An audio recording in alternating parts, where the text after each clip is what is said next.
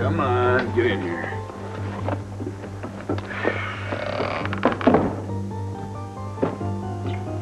Well, ain't exactly the Vermin Inn, is it? Well, it doesn't matter. Any place I am with you is hell anyway, so who cares what the furniture looks like? Aw, poor baby. Still pouting about having to give up her car, isn't she? Look, I can't believe you traded it in for that old sedan. Honey, it's your fault. The cops are looking for your car. We had to ditch it, right? Besides, those old people were thrilled to trade the jalopy for yours, right? And you don't think they're going to wonder why we traded it? No, I don't think they're going to wonder why. If they did, we'll be long gone. Besides, they're not going to tell the cops. They'll also have that car impounded, and they'll be left with nothing. No, baby, we're home free. We're safe. Yeah, we are safe. You know something that's really starting to get on my nerves? You have lost your sense of humor. No, I mean it. I mean, there's just no laughs with you anymore. Great. Why don't I run out and pick you up a little comedian and you can take her down to Mexico? Hey, I was wrong. There's still a little spark of humor in you. That's good.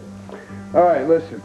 I don't want to spend too much time here, so why don't you go into the bathroom and do what I told you, okay? Get it. Look, if you broke that, I'm going to kill you. Look, I mean it. Just forget it. I am tired of you trying to run my life. Now, you just go ahead and do what you want. You shoot me if you want, but I'm through. Yeah, I talked to Clint right before I came here. Viki, well, Niki won't see him. He dropped by there, and she didn't want anything to do with him. Oh, that's sad. How did Clint sound? I think he's resigned himself. Maybe the word is numb. Oh. How about you? You went through the whole war with Viki. I don't know how to answer that. That's why I wanted to talk to you. Now that Viki's in the sanitarium and I'm no longer needed, I've got a 24-hour day on my hands, and I'm not quite sure what to do with it. Well, I tell you, grab a bathing suit and take off for some R&R. That'd be the best thing. No, I don't think that'd be a very good idea for me. What I want to do is come back to work. Any chance I can start tomorrow?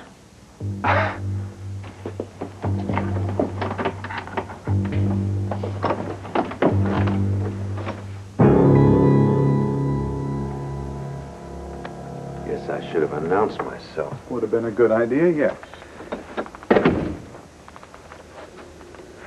All right. Just came from having a talk with Larry Wolek at Llanview Hospital. Thought you were gone all this time working on a safe house for me. We got it. We got it. Only the house is going to be a very safe room at the hospital. As long as you're a good actor, and from the acting you've done in the past, playing both sides of the fence, so to speak, we figure you can handle it. I don't understand. Jenny works at the hospital. Now, we can't let her know that I'm here until I square things with the NSB. David, it took a lot of convincing to get Larry to go along with this. And his primary concern was Jenny's safety. Now, she's been on a leave of absence for some weeks now, so she won't be around. She's eager to come back to work, but there's no way Larry's going to let her as long as you're there.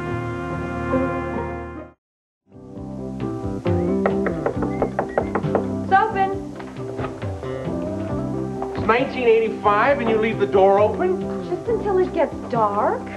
Hello to you, too. Well, hello to you.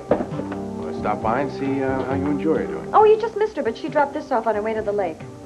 That looks suspiciously like a bridesmaid gown.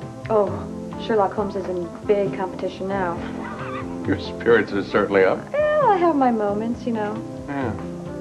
Anyway, Joy said this was too long, so I thought I'd save her a trip to the dressmaker's and do it for her. Yeah, how's Joy doing? She's doing pretty great. She's very excited about this wedding. It's her first one, you know, so that's all she talks about. And as soon as that conversation ends, she just kind of sinks. Well, school will start in September. That'll be a distraction for her. Yeah, it's really important keeping busy, which is why I am going back to work tomorrow morning. You can handle it. Yeah, I think I can this time. I think I pushed it by going back so soon after the funeral. I thought I was very brave, and I lasted all of about a day and a half, right? I think I'm going to go over there as soon as I'm done with this. Tonight? Yeah. Yeah, I'm going to put some more emotions to rest before I start in tomorrow morning. Like you did when you went to the room where Harry was killed. Yes, and you know, that really worked. It did. I felt a whole lot better when I was there. Now, this is going to sound kind of funny to you, but well, my dad kind of appeared to me. And not like a ghost or anything like that. It was more in my mind, and he gave me this great speech about taking matters into my own hands and taking control of my life and things like that, which is why I think I can go there tonight. You, think maybe I could tag along? You really want to? Well, it's a place where Harry spent a good deal of his life, and yeah, I think I could put some of my emotions to rest, too. You calling my bluff, Tina? I don't know, Mitch, maybe I am. Look, I am so tired, and you keep threatening me all the time. I really don't think you're ever going to leave me alone, so why don't you just get it over with? Look, honey, I don't want to shoot you. I want us to go back down to Mexico and get romantic again. Come on. We are never going to get romantic again. You seem to think you are this irresistible thing and that I'm just this pliable little doll, and you're wrong. Yeah, well, we'll see about that when we get all this behind us. All right, let's get back to the business at hand, okay? I want you to get up, pick up the bottle of hair dye you knocked across the room. I want you to go into the bathroom and don't come out until your hair is jet black. No, I don't want jet black hair, and I am not going to do it. Oh, you're not going to do it. Then you're going to put on this nice little skirt I got for you. It's not your style exactly, but that's the point, isn't it? I am not going to put that thing on. Tina, you know there are a lot of things I can do to you besides kill you. I can hurt you real bad. Now, I don't want to do that because that would hurt me too, you know? But look, if you keep wasting my time with all this arguing, I'm not going to have any choice. I'm going to have to. You are trying my patience, sweetheart.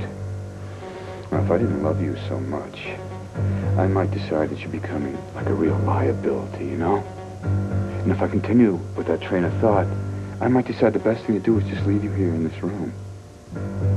Of course, if I left you in the room, you would be in no condition to tell anybody where I was headed or what I looked like or anything. You get my meaning?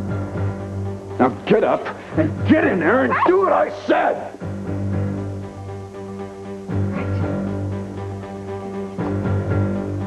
That's a good girl.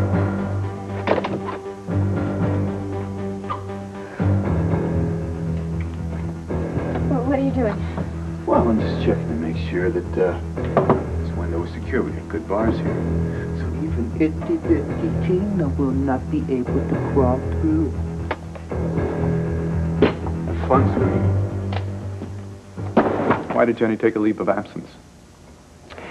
She's been taking care of Viki Buchanan, who has had some very serious emotional difficulties, so you don't have to worry about running into Jenny at the hospital. Is she all right? No, she's worse. She's in an institution. Oh, no, I can't believe it. We get back to the subject. Yeah, I'm sorry. Look, I'm very surprised that Larry agreed to help me at all. Yes, well, when I explained to him that you were carrying government secrets from behind the Iron Curtain, you were willing to trade your life for them, he was more interested. But you're in for some hard questions when he gets here. I've had nothing but facing hard questions for months. First from Jenny when all this started, then from my interrogators, then from the people whom I contacted for help, mostly from myself. This leading up to a speech about converting to a flag-waving all-American patriot? Obviously, you find that impossible to believe. David, until you give the National Security Bureau what they want, I don't believe you at all. This could all be a plot just to sneak into Llanview, grab Jenny, and head back where you came from. All right, if that were true, why would I contact you? I don't presume to understand how your mind works. All right, fair enough. Why don't you tell me about this plan? Obviously, I'm not going to just walk out of here and admit myself into the hospital. Nope. You're going to be taken out in an ambulance. You'll be admitted to the psychiatric ward. You'll stay in an isolation room for dangerous patients, and I will be the go-between between you and the NSB. A psychiatric ward? Well, it offers you maximum security. That's the whole point, isn't it? I imagine so. It also offers us an enormous problem because I was there many times visiting Jenny, playing the piano for the we kids. already thought about that. See, we're going to appoint a nurse who's new on the staff. Now, you'll still have to be a convincing patient since the staff will know that A deranged man by the name of George Burroughs, I think we're calling. He was in there, but Larry will fill you in when he gets here. All right, let's get back to how I get out of here. You mentioned an ambulance? Yes, the official story is that your client came to see if I'd represent you. You freaked out, started tearing up the place, had to be physically restrained. All right, that makes sense.